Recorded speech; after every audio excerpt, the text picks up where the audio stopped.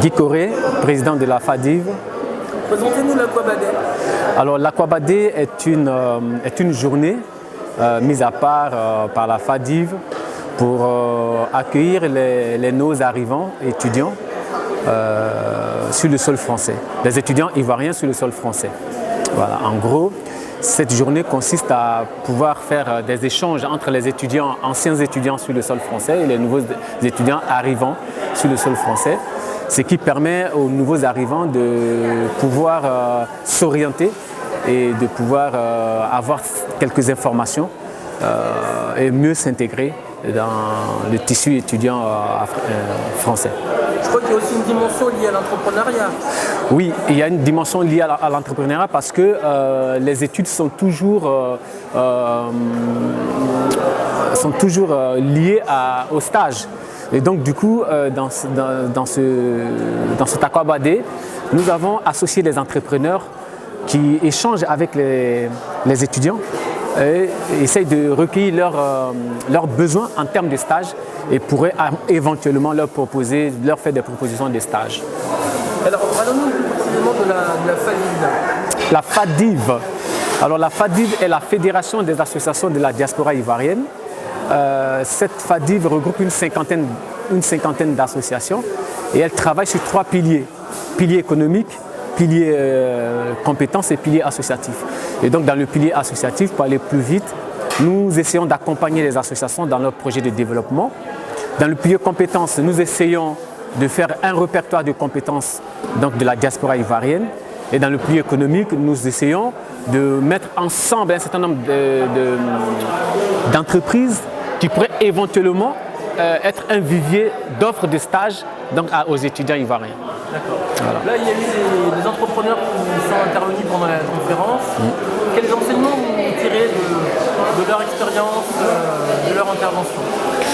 Ce que je tire de leur intervention, comme le disait Patrick Ngoran, c'est qu'il faut que les gens comprennent que passer du statut d'étudiant au statut d'entrepreneur, c'est comme si on quittait une voie secondaire pour aller sur l'autoroute. Donc il y a des règles à respecter et donc je pense que ces étudiants qui étaient présents ont compris ces règles-là et qu'il fallait avoir un objectif clair, il fallait aussi avoir un projet clair. Et donc je pense que ces enseignements-là nous ont permis aussi de savoir nous orienter dans ce que nous voulons faire. Un des intervenants a dit que c'était le moment d'investir en Afrique pour revenir en Côte d'Ivoire. Vous, à votre niveau, est-ce que vous avez des signes de ça, que c'est maintenant le moment d'y aller? Oui, je pense qu'il a parfaitement raison parce que la Côte d'Ivoire, en tout cas en particulier la Côte d'Ivoire, l'Afrique en général, mais en particulier la Côte d'Ivoire, aujourd'hui est l'un des pays en plein essor. Oui, il y a tout à reconstruire en Côte d'Ivoire. La Côte d'Ivoire a besoin de tous les talents dans tous les domaines. Donc je pense que oui, il a raison. C'est l'occasion vraiment d'aller investir ou bien d'aller créer de l'emploi en Côte d'Ivoire. Oui. Alors pour terminer, est-ce que vous pouvez me parler des prochains projets de la FADIV? Oui, donc là nous sommes actuellement en train de préparer ce qu'on appelle le colloque scientifique.